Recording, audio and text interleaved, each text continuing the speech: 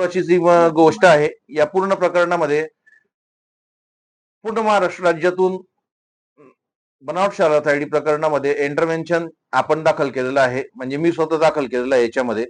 तर त्याची तारीख जी आहे आता मुंबई हायकोर्टामध्ये ही येणारी 18 जुलै तारीख त्याची आहे. आताच या 7 जुलैलाच आपल्या वकील महोदयांनी त्या संदर्भात सर्क्युलेशन घेतलेलं आहे. तर याच्यावरती कारवाईची आपली अशी मागणी आपण केलेली आहे कोर्टामध्ये की या सगळ्या प्रकरणाची ज्युडिशनल इन्क्वायरी व्हायला हवी. आजपर्यंत ज्या ज्या चौकशा झालेल्या आहेत त्या सगळ्या चौकशा बरखास्त करून याची ज्युडिशनल इन्क्वायरी व्हायला हवी. अजून कोणी स्वतःचालक रडारवर आहेत का? अजून तब्बल 3 मोठे संस्थाचालक जे मोठे मासे आहेत धुळे जिल्ह्यातले ते रडारावरती आहेत आणि छोटे अजून त्याच्याऐवजी अजून ते 12 छोटे मासे आहेत. असे मिळून एकूण टोटल 15 संस्थाचालक एजंट की जे दलाल आहेत ते रडारावरती आहेत. आता आज दिवसभरात बघू किती जणांना अटक केली जाते ती बघण्याची महत्वाची गोष्ट आहे.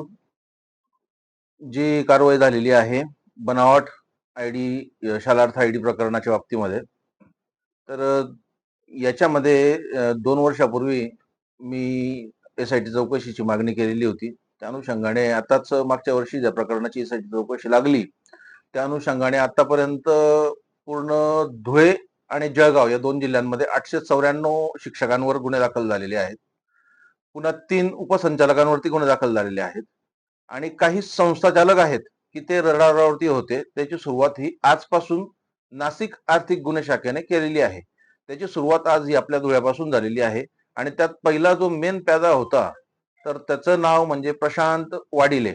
आता या प्रशांत वाडिलेच्या तब्बल 65 शाळा, या 65 शाळांपैकी 62 शाळा त्याच्या फक्त बॅगेत त्याच्या होत्या आणि 2च शाळा त्याच्या आपल्या ऑन रेकॉर्ड, एक शाळा त्याची शिंदखेड्याला आहे, एक शाळा त्याची साक्रीला आहे. या 2 शाळांच्या व्यतिरिक्त त्याच्या कुठलीही शाळा त्याची नाही.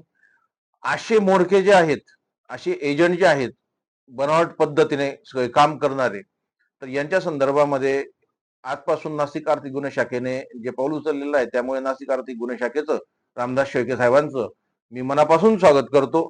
आणि असं सिंघम, ओरिजिनल सिंघम डॅशिंग अधिकारी हा असा त्याने जे कार्य केलेलं आहे त्यांना सुद्धा मनापासून धन्यवाद.